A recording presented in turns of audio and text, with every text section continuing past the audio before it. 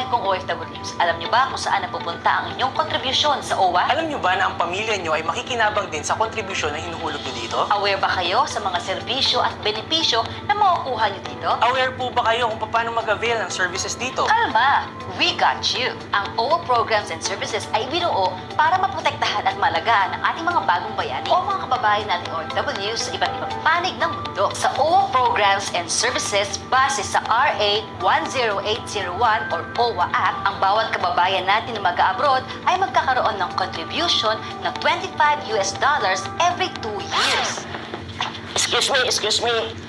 Alam nyo ba na maraming ways para bayaran ang inyong kontribusyon? Pwede kayo magbayad sa pulo. Or Philippine Overseas Labor Office sa embassy ng bansa kung nasaan kayo. Pwede rin dito sa atin sa mga regional welfare offices ng OWA. Meron din collection center sa mga malls. Pwede rin sa mga OWA counters sa NAIA Terminals 1, 2, and 3. At ito ang malupit dito, madam. Merong UWA mobile app. What? Ang taray! Hindi.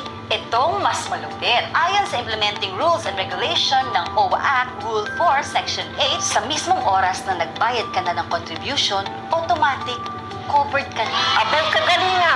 Wala na. Finish na yan. OWA number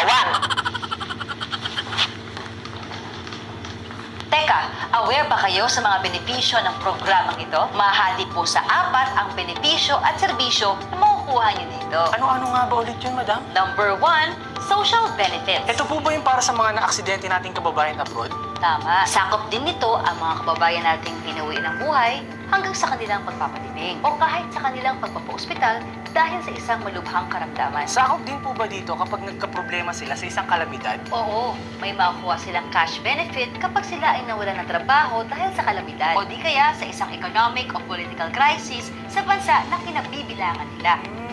In fairness... Number 2, ang Education and Training Assistance Program. Teka, di ba ito yung Pre-Departure Orientation Seminar o PDOS na tinatawag nila? Oo, tama ka. Ito ay libreng ibinibigay sa mga kababayan nating sigurado lang aalis ng bansa para magtrabaho. Kasama po dito ang CPDEP o Comprehensive Pre-Departure Education Program para sa ating mga household service workers. Libre po ito, di ba, madam? Libre. At pag may sumingil sa inyo dyan, itawag lang sa OWA Hotline 1348 at pagpepektusan natin yan.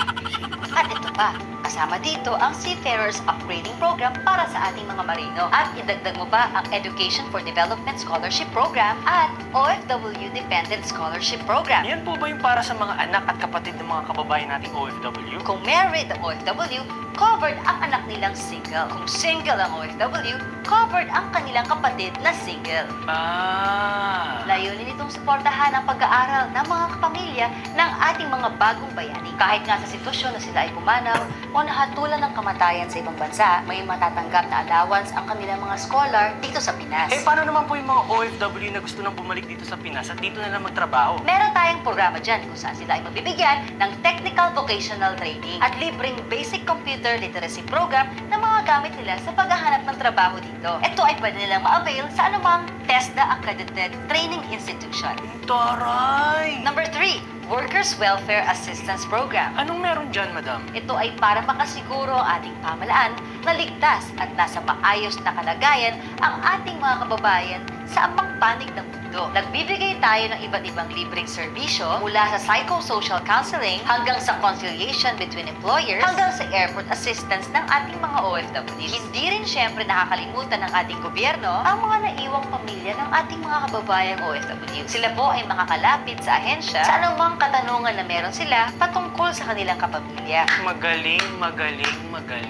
Number 4, Social Services and Family Welfare Services. Ito po ay kung sakaling meron tayong kababayan na sumakabilang buhay sa abroad. Nagpo-provide ang OWA ng assistance para mayuwi ang kanilang labi dito sa Pilipinas. Mula sa airport assistance, counseling, transport services hanggang sa makabalik sa kanilang lugar. Kung sakaling magdesisyon ng isang OFW na mag-for good na sa Pilipinas, may reintegration program ang OWA. Libreng training mula sa financial literacy, entrepreneurial development, at pati techno-skill and capacity building. Tayo din po ay may programa na kung saan ang mga kababayan nating OFW na gustong magnegosyo sa bansa ay makakahiram ng loan upang maging puhunan sa kanilang negosyo. Meron din tayong Balik Pinas, Balik Hanap Buhay program na isang immediate relief support sa mga kababayan nating OFW na umuwi ng